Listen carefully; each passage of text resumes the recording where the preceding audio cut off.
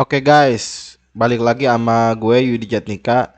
Kali ini video gue merupakan video part 2 dan merupakan sambungan dari part satunya ya. Di part 1 kita udah bahas tentang branch restriction. Jadi di video ini ya masih dalam tema yang sama, yaitu tentang konfigurasi workflow pada Bitbucket. Di video ini kali ini gue bakal jelasin tentang istilah-istilah yang ada di part 1 sebelumnya. Nah, di part 1 gue janji bakal jelasin istilah-istilah sulit tersebut. Jadi kali ini gue bahas langsung aja ke materi ya. Nah, ini akan gue jelasin tentang request change yang tadi ada di slide sebelumnya ya. Tampilan pertama ini yang sebelah kiri adalah tampilan pull request ya. Nah, di sebelah kanan ini adalah tampilan pull request dari sisi reviewer atau code reviewer ya, yang tadi dipilih orangnya itu.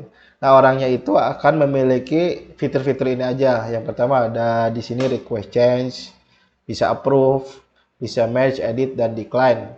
Kalau dia langsung merge ya langsung dia nggak akan ada masalah lagi, langsung melakukan penggabungan atau penyatuan ke branch development, nggak ada masalah ya.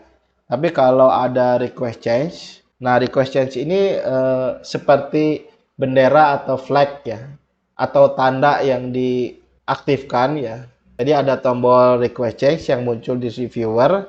Jika diklik approval lain, reviewer lain ya, code reviewer lain itu tidak dapat melanjutkan merge jika, nah ini syaratnya jika pada poin 1C di atas di checklist, oke?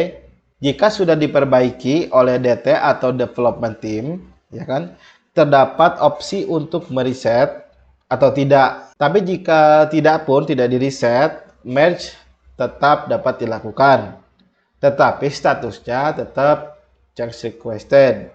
Ya nggak masalah, udah di merge, cuman ada flagnya nih change requested.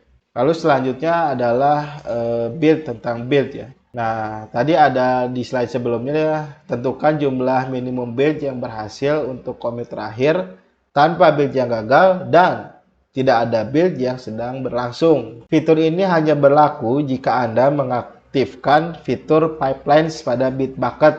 Jadi pipelines itu adalah sekumpulan perintah untuk ngejalanin codingan lo. Nah, kalau codingan lo ini dijalanin sama pipelines dan ada masalah, entah lu kurang komanya, lu kurang titik komanya, lu kurang spasi, kurang apa, bikin si pipelines ini waktu nge-build itu gagal, nah itu akan dicatat sebagai satu kegagalan. Jadi kalau banyak banget gagalnya, ini nggak akan bisa lanjut nih, bisa di merge. Tapi kalau gagalnya cuma satu atau tadi ditentuin 1 sampai 20, misalnya ditentuin 5 misalnya. Nah, kalau errornya itu di bawah 5 itu bisa lanjut ke merge. Tapi kalau di atas 5 ini akan stuck di sini. Nah, ini perlu orang code reviewer untuk ngebenerinnya ya. Oke, next kita bahas tentang tes. Nah, pada saat melakukan pull request, nah ini akan muncul di tempatnya si code reviewer. Nah, di si reviewer ini bisa masukin komentar di baris mana yang ingin dia lu perbaikin gitu. Misalnya si reviewers ini di sini contohnya ya, ngasih komentar di line 12. Komentarnya itu tolong diperbaiki ya sebagai berikut. Nah, sebagai berikutnya itu dia create a task, dia bikin task. Tasknya berupa checklist ya. Checklistnya di sini dalam contoh ini ada tiga checklist ya.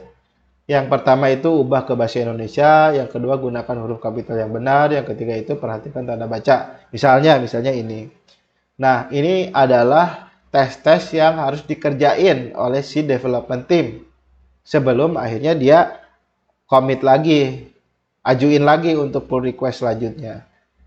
Nah, di sini juga kelihatan si reviewer ini minta perubahan atau change request ya.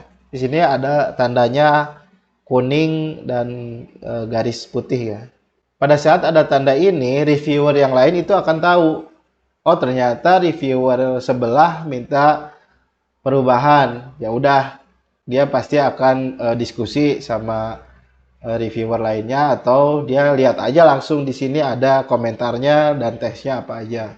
Nah, tes-tes ini harus di checklist dulu semua oleh si development team untuk bisa melanjutkan ke merge. Nanti si reviewer akan ngelihat lagi nih perubahan-perubahannya. Apakah betul yang dia checklist itu udah dia kerjain atau belum. Kalau misalnya udah semua, tergantung keputusan si reviewer untuk bisa lolosin ke proses merge atau enggak. Oke guys, kayaknya di part 2 ini sampai di sini dulu. Materi selanjutnya akan kita bahas di part 3. Jadi jangan lupa subscribe dan nantikan video part 3 gue ya. Oke guys, gue Yudi Jatnika pamit, sampai ketemu di part 3.